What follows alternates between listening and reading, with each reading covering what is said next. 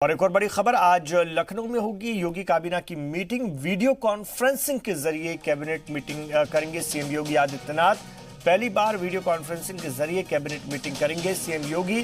कोविड-19 के खिलाफ जारी जंग में योगी सरकार आज ले सकती है बड़े फैसले। लखनऊ में आज होगी योगी काबीना की मीटिंग। वीडियो कॉन्फ्रेंसिंग के जरिए कैबिनेट मीटिंग करेंगे सीएम योगी।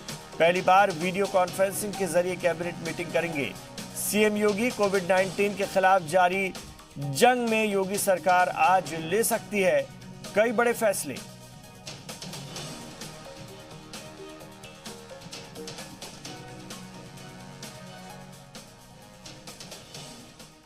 कोरोना को हराना है तो सोशल डिस्टेंसिंग की पासदारी करना बेहद जरूरी है, और अगर आप किसी ऐसे शख्स के राब्ते में आए हैं तो क्वारंटीन में रहना उससे भी ज्यादा जरूरी है। और यह सलाह यूं ही नहीं दी जा रही है।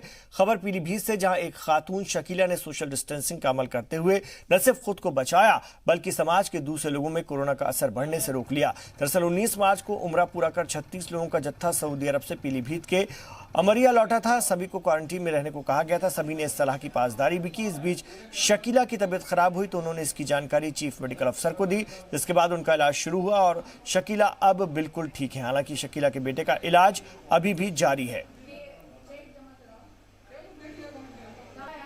दो लोग हमारे यहाँ पॉजिटिव थे, उसमें से जो सस्पेक्ट थी, पेशेंट जो थी वो नेगेटिव हो गई है, और उसका बेटा अभी पॉजिटिव है, लेकिन उम्मीद है क्योंकि वो बिल्कुल ठीक है तो उम्मीद है कि 1-2 दिन में वो भी नेगेटिव हो जाएगा।